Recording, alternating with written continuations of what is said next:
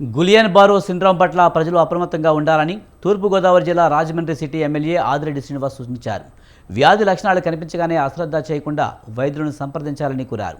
రాజమండ్రి ప్రభుత్వ ఆసుపత్రిని సందర్శించి ముందు జాగ్రత్త చర్యలపై వైద్యులతో చర్చించారు. రాష్ట్రంలో 16 కేసులు నమోదయ్యాయని, రాజమండ్రి పరిసర ప్రాంతాల్లో 2 కేసులు వస్తే పరీక్షల కోసం కాకినాడ పంపించామని చెప్పారు. జీపీఎస్తో బాధపడే వారి కోసం రాజమండ్రి ప్రభుత్వ ఆసుపత్రిలో ఐసోలేషన్ రూమ్ ఏర్పాటు చేశామని, అవసరమైన మందులు, ఇంజెక్షన్లు సిద్ధంగా ఉంచారని తెలిపారు.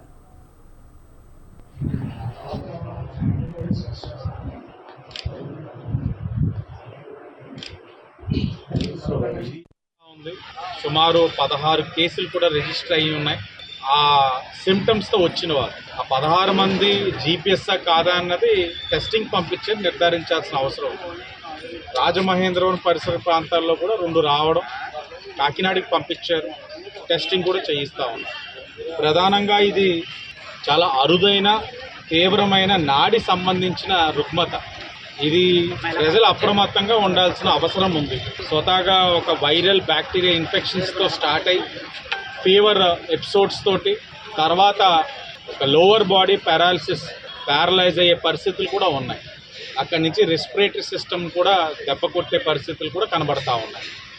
అంటే ప్రజలు అప్రమత్తం అవ్వాలి, జాగ్రత్తలు తీసుకోవాలి.